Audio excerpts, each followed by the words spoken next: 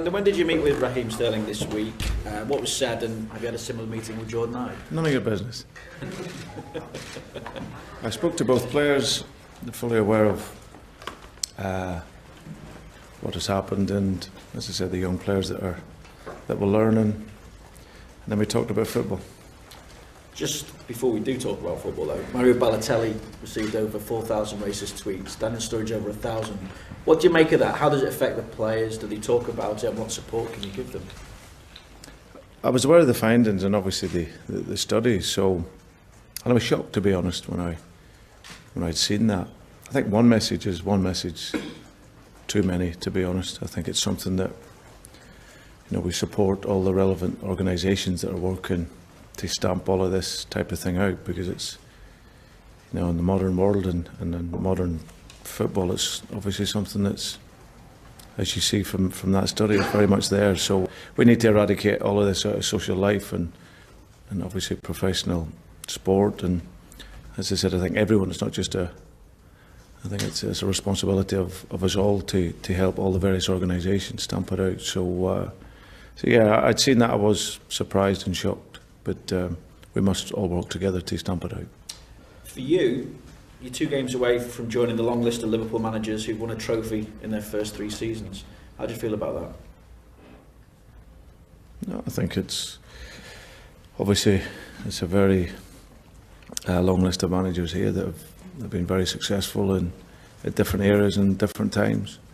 Hopefully, I'll be judged in my time here, however long that is. That we've worked well, and obviously a part of that will be having won trophies. So, but it's a game at a time, and we have to get over a very difficult game against Aston Villa before we can even think of that. So, but the players are in good form and a good moment now, and we'll look forward to the game. We have Daniel Sturridge fit. Where's he at in terms of his recovery from the hip injury? Well, we'll give Dan every possibility to be fit for the game. We'll see how he is tomorrow, and then we'll take it from there. Steven Gerrard's obviously available to you again, so might he be coming back in for this one? Is he ready to come back in for this one? He's definitely ready. We played a behind closed doors game here on Monday, of which he and a few of the other players that have been out played in. So Stephen's fine. The most important thing is his availability. He's a special footballer, Stephen, and is at Wembley this summer, he knows very well. So whether he plays or doesn't play, he'll be a very important member of the squad for us on the day. And you've got some decent memories at Wembley as well, haven't you? Well, only a couple of years ago, yeah. It was obviously been only manager a short time, but certainly being there with Swansea, it was a special game, and a game that I'll always say will be my biggest game, because it's a life-changing game, the playoff final. There's more prestigious games, of course, in football, and maybe as you progress through the ladder, there's more maybe significant games in terms of trophies and all of that. But the playoff final, in terms of career and life and where it projects you to, it was a big game. So, but we dealt with the pressure really well that day and played very well and got a result. So hopefully it can be similar. And in terms of next steps, then, could, if you got to the FA Cup final, pip that? No, it's not even to win a trophy here with Liverpool is something that's very important. That's why we're here. We're here no matter what era you're in. You'll always be judged here at Liverpool on trophies. So we've made steps over the last couple of years, and we want to continue making those by winning trophies. And as I said, you judge it on its own merit. Like as I said, that was the biggest game for me. The Swansea City, the playoff final, and it always will be. So it's not about pipping. It's not about. It'll be exactly the same if we ever got to Champions League final.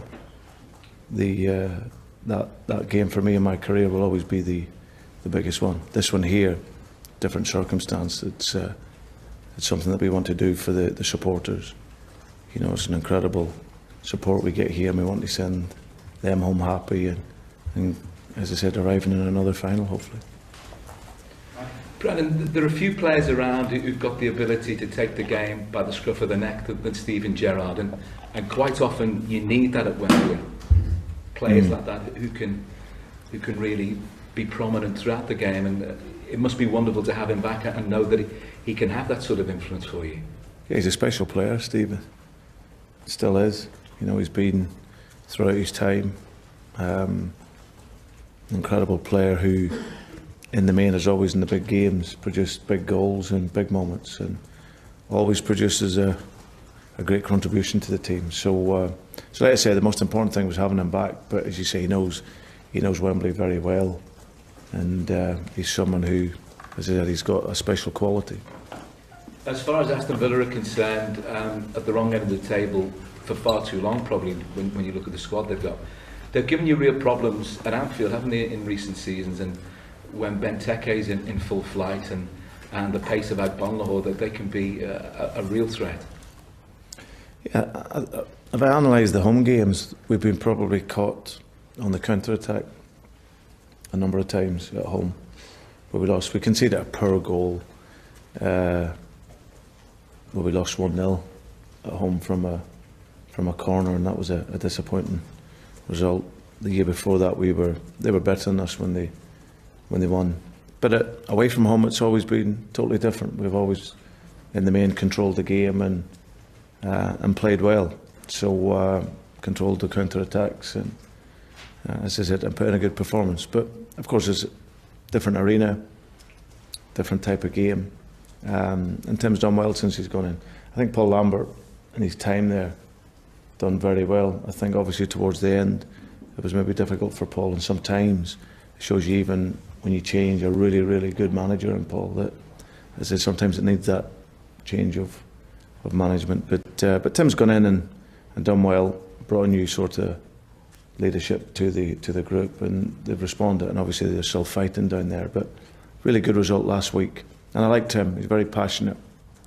He's one of, as I said, we're a few British coaches that working at the level, and we always seem to have to fight that bit harder to prove our worth, and he's obviously certainly doing that and doing very well.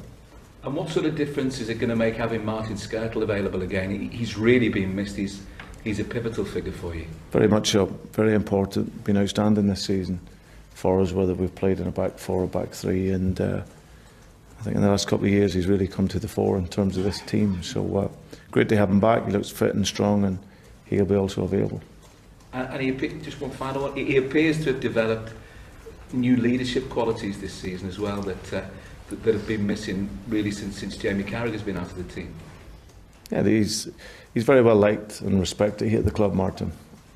And like I said, in what was a tough time for him in the first 6 months, when I came in here, it was difficult for him. He was having to adapt to a new way of working and playing. But he didn't moan, he didn't complain. We sat in the office and looked through strengths and the areas that he needed to improve on, and he took that onto the training field and then worked his way back in. And since that moment, then he stayed in the team and been outstanding. So he's a real strong character, great player to have in your dressing room, and as I said, his performance level this year in the main has been outstanding. Anything from Radio City? Juice? No? Anything original? Brilliant. Do you want to just finish up with one final? Just with the young players that you've got, Brendan, how much of the past week been a learning curve for them, with attention focused on them, but also the fact that they've got such a big game to prepare for as well? I think both young players are obviously aware of the responsibilities, and I think what all you can do is continually educate them, and I think it's perspective as well. I think you look at Raheem, he didn't do anything illegal.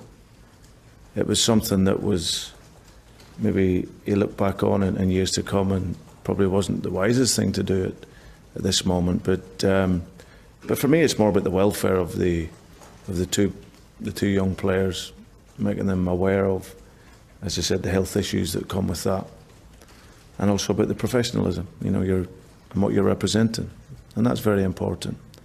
And but like we've said before, they'll make mistakes, whether it's them two or other young players, they make mistakes. In the main, young footballers, players they're good people, and they're good guys who do a lot of things that go unnoticed. And then obviously sometimes they get caught out, and that's just youth, and that's just learning. We talk of players as being role models. I think the best role models in your life are your parents and your guardians. but we're not perfect either. We make mistakes, and we learn. And if we have to do that when we're older in life, then certainly young players will do that, and they need the support in that. So they're fully aware of the issues that surround what they did, and as I said, it's just education for them.